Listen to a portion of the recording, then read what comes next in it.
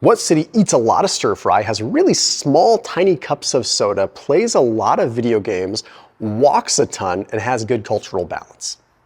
That's it. Edmonton, Canada. Nope, it's not Edmonton. Sorry, Edmonton. It's actually Hong Kong. Wild, right? It is the city with the highest life expectancy.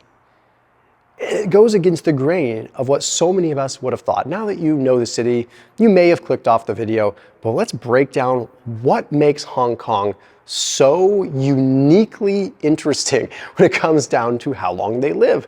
Because it seems like it's probably just a polluted city where people are unhealthy. And I mean, as a matter of fact, what's interesting is China has one of the lowest per capita number of centenarians in the world.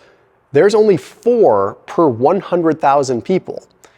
To give context, like the United States is like around 24 per 100,000. So China as a whole has less life expectancy than the US, but there's pockets that are interesting. And that's why it's so hard to just group them into countries. So we're gonna break down diet, we're gonna break down activity, and a number of other weird kind of socioeconomic things as well.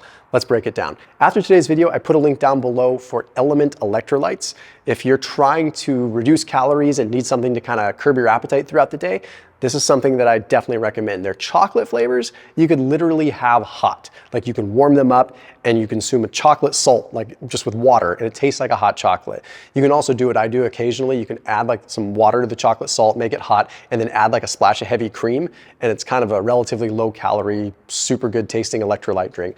But also all their electrolyte packs are like 5 to 10 calories, and it's nothing that would break a fast. So you have citrus salt, grapefruit salt. Anyhow, they've got 1,000 milligrams of sodium, 200 milligrams of potassium, 60 milligrams of magnesium, and that link down below gets you a free sample pack with any purchase. So drinklmnt.com/Thomas. Hong Kong eats a bunch of stir fry. So that's like a bunch of rice, a bunch of carbs.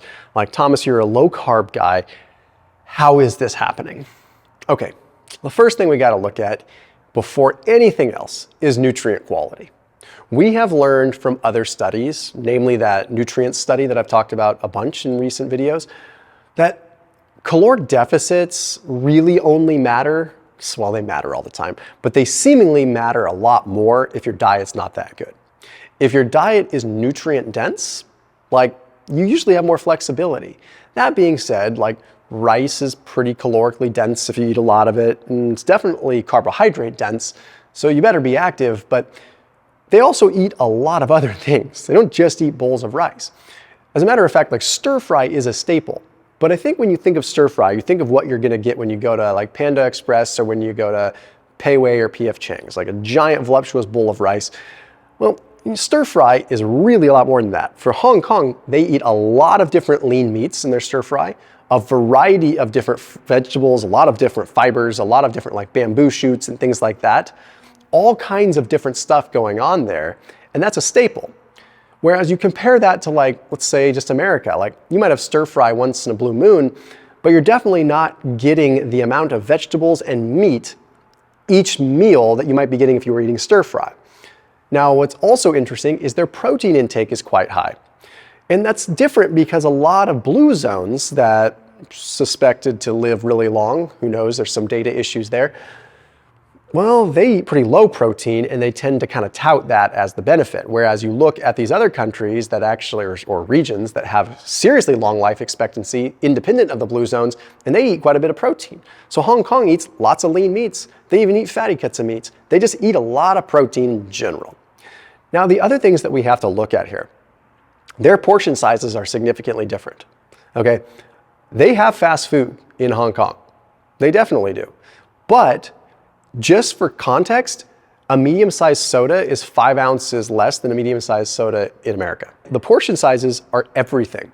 When you're looking at glycemic load, when you're looking at how much food you're taking in at one time and what that does to your blood sugar, that is huge. That is a deal breaker for a lot of people. That is a make it or break it type of situation. So the fact that their food quality might be different, but also their portion sizes, that really makes a big difference. One of the things that they do that I think everyone could learn from, because in the United States, a lot of times we demonize this following behavior as something that is almost a disordered way of looking at food, but it's not. It's just reality. In China and in Hong Kong specifically, there is a very solid cultural integration of balance with their diet. And I don't mean by eating their 5 food groups and this, no, I mean balance as in if they eat junk, they know that they eat healthy for a larger percentage of the time. So if they're gonna go out and they're gonna eat something poor, they do compensate. And if you talk to people that live there, they've seen that and they've experienced that. And it doesn't seem like it's something that they try to do because it's culturally integrated. Whereas I'm just gonna go out on a limb and probably upset some people by saying this. In America, like if you were to eat something cruddy and then say, oh man, that was a bad meal, I need to offset that by eating a little bit less or eating something more nutritious for the next few days, you'd get fingers pointed at you because you should just be accepting of all junk that you ate because that's a disordered way of looking at things.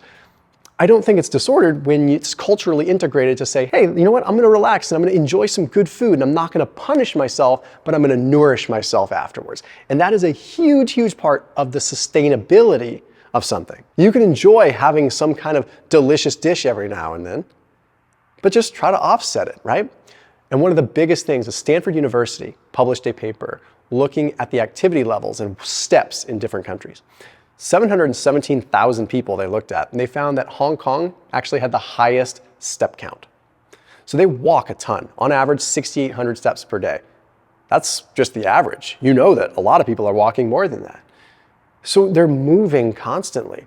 I don't know how much more we can drill this into our own heads that like before going to the gym, before artificial exercise, like prioritize how much you move throughout the day.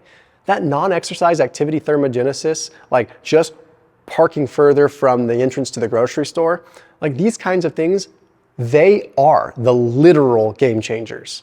They are the ones that will keep you living longer. Those are the things that'll keep you out of the hospital longer. It's not about eating this sweet potato and not eating that red potato or vice versa. It's about movement and cultural integration of balance with how we look at our food and how we look at food even in our families and the relationship we have with food and eating a lot of stir fry. I'll see you tomorrow.